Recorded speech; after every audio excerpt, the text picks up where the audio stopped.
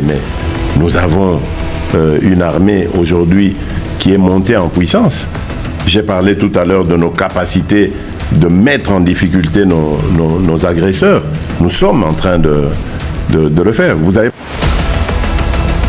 Ayo mwumva dutanguranye n'amajambo ya Perezida wa RDC cyangwa se République démocratique du Congo, His Excellence Antoine Félix Tshisekedi Tshilombo, aho yatanguye agira ati uno munsi dufise igisoda cyangwa se igisirikare cyaduze mu bijanye n'ubushobozi.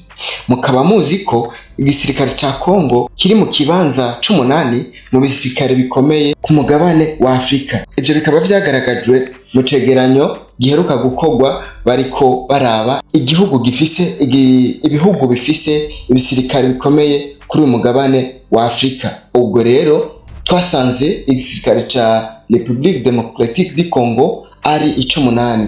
Ubwo murumva ko gisigaye gifise ubushobozi cyangwa se kiza muri 10 vya mbere. Aho Perezida wa Congo His Excellence Antoine Félix Tshisekedi yabandanije avuga ati ubu ubushobozi dufise mu vya gisirikare biratwemerera gushira mu bihe bigoye uwo duhanganye ku rugamba. Ati kandi tugiye kubikora muzovyibonera. Ubwo rero nibaza ko bitanguye kwigaragaza ivyo yavuze, byatanguye kwibonekeza bija ku mugaragaro ko igisirikare ca République démocratique du Congo kiri mu bisirikare bikomeye. Ivyo ndabivuga mfatiye kuvyo FARDC na Wazalendo cyangwa se nabo bakorana baheruka gukora mu bitero bakoze muri Rubaya vyahitanye umuvugizi w'ihuriro AFC M23, aho bakoresheje ibitero vya drone. Eka mbere hakaba hari n'abandi bakuru mu vya gisirikare cyangwa se mu ngabo za AFC M23 bahasize ubuzima muri ivyo bitero.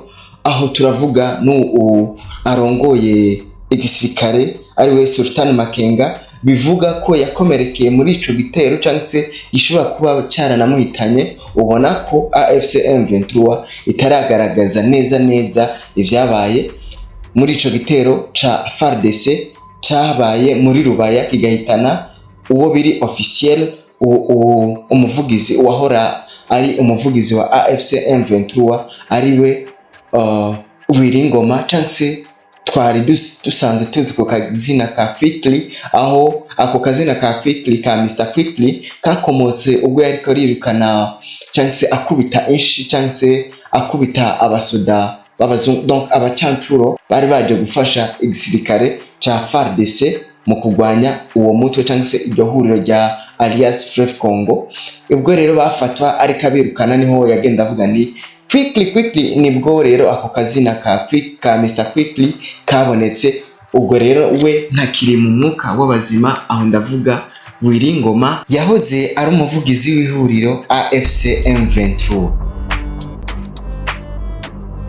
Muri iki kiganiro ni turagenda kandi turabire hamwe, aho kuri The Story TV nagendegeranya ubuvugishwa bwatanzwe n'abaprofeti babiri bo mu gihugu ca Congo, aho umwe muri abo bavugishwa yatanze ivyo yeretswe, aho ndaza gushamo n'amajwi yiwe agiye gukurikira. Ivyo yeretswe itariki 1 y'ukwezi kwa mbere mwaka wa 2026, akaba yitwa Prophète Jérémie Batunzi. Ivyo yavuze muraza kuvyumva, yabivuze mu Gifaransa, eka bose babivuze mu Gifaransa, ariko ndaza kugerageza ndabishire mu Kirundi cyangwa se mu rurimi ntahura cyangwa se nawe utahura kugira ngo bidufashe gutahura.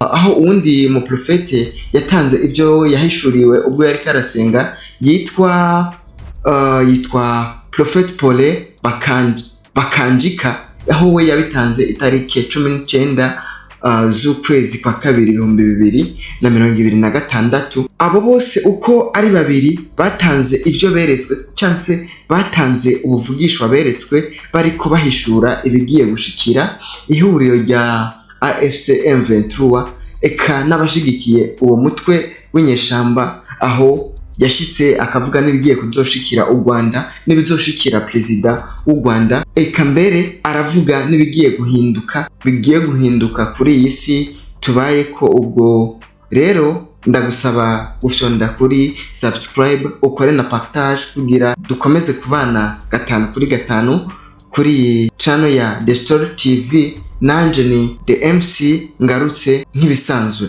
Reka twumvirize amajambo yaba ba prophète cyangwa yaba bavugishwa. Je vois naona ubu mwumva rero dutanguranye niwe Prophète Jeremy Bakunzi, aho ibi yabitangaje itariki imwe y'ukwezi kwa mbere umwaka wa 2026, aho yatanguye agira ati mu minsi iri imbere ndabona ubu bakorana na Colonel Nanga ati acyarabaza ati Willy Ngoma ati Ngoma uyu mwaka azitaba Imana, ati batunganye ivyo batunganya, ati babishire ku murongo amahoro agaruke, ati ariko ndabona uyu mwaka Willy Ngoma we azitaba Imana. Ati kandi ibi bintu murabe aho mubishira cyangse mubishire mu mutwe. Acyarongera ati kandi ibi rizoba ari iherezo rya FC M23 kuko izoba faiblesse kuri Colonel Nanga.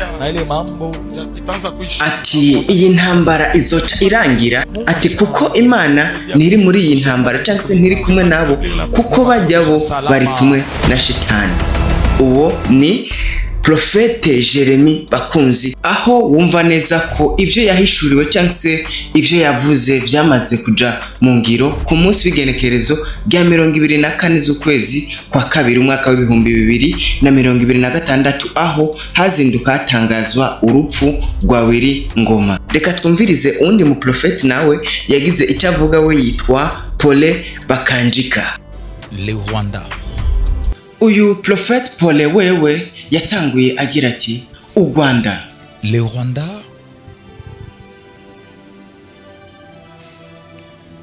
et son chef. ati u Rwanda n'umushefu wabo. J'ai vu aujourd'hui Ati uno munsi nabonye impinduka un zikomeye grand changement s'opérer à la tête du Rwanda. kubatwara cyangwa se ku mutwe w'abatwara igihugu cy'u Rwanda. Retenez bien le message. J'ai vu Ati iyi dans une message vision muyumve très très neza. claire Nje nabonye mu mbono que celui igaragara qui neza. dirige le Rwanda aujourd'hui n'était pas au Ati pouvoir. uwo twita ko atwara Il n'était plus u au Rwanda pouvoir. uno munsi ntari Je vis kubutegetsi quelqu'un cyangwa se d'autre le siwe remplacer. arutwara. Ati oya ntakiri ku Mais butegetsi. je ne vais pas ici vous dire ce qui est arrivé à celui qui est au pouvoir maintenant au Rwanda. Je préfère fermer la parenthèse. Mais je vis un nouveau visage à la tête du Rwanda. Dans les jours à venir, avec ou sans élection, il va partir. Il va disparaître à la tête de cette nation. Je parle du Rwanda. Nous sommes aujourd'hui le 19 février 2026. Lorsque je regarde le Rwanda spirituellement, le trône est vide. Le trône est vide. Mais c'est vrai, quand vous regardez physiquement, vous voyez qu'il y a quelqu'un assis sur le trône. Mais spirituellement, au Rwanda, je précise que le trône est vide. On est en train de chercher quelqu'un à mettre sur le trône.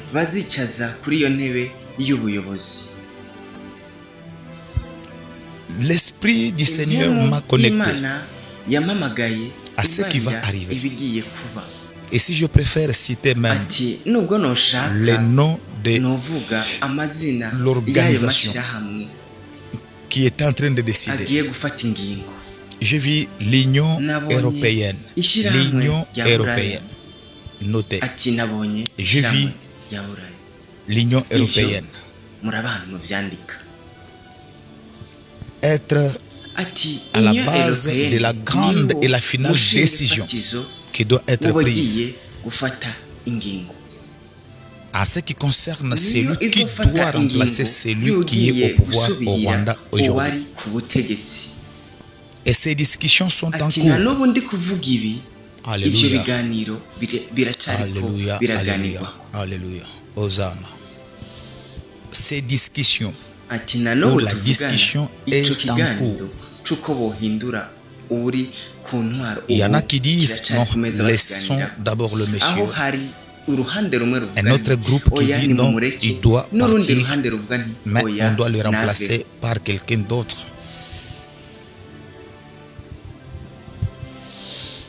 Ce message, je l'ai eu aujourd'hui iyi message cyangwa se iriho à partir de 7h, 8h. hagati ya saa moya J'étais en na saa prière, mbiri, je priais pour les ubwo nari nations. mu masengesho nsengera Dieu igihugu. m'a dit ça. Imana niho yambarira ibi. Mais voici, Okay, reka noneho ndababarira. en ce qui concerne Igitumye tout le cyangwa se mal amakosa agiye gutera uyu que le monsieur qui doit mugabo yari partir ku a butegetsi fait avanwaho n'ibintu en Afrique. bibi yakoze, na cyane cyane mu byo En yakoze particulier mu gihugu cya République démocratique avec la du Congo. République démocratique du Congo. Le Seigneur me dit de vous dire, Imana yambariye igenda Son yiwe départ n'umuti cyangwa se n'inyishu est une ariko solution, ntabwo ari inyishu y'ibibazo mais pas une bihanze solution Afurika générale. cyangwa se isi cyangwa se bihanze Repubulika Iharanira Demokarasi ya Kongo. Ubu yari Prophète Paulin Bakanjika, aho dojeje kumviriza ivyo yaraye ahishuriwe igenekerezo rya 19 ukwezi kwa kabiri umwaka w'2026. Ubwo rero nkaba ndabashimiye kuba mwabanye nanje, ndabasaba gufyonda kuri subscribe mukakora partage kugira ngo mukomeze muba hafi ya The Story TV. Nk'ibisanzwe yari The MC.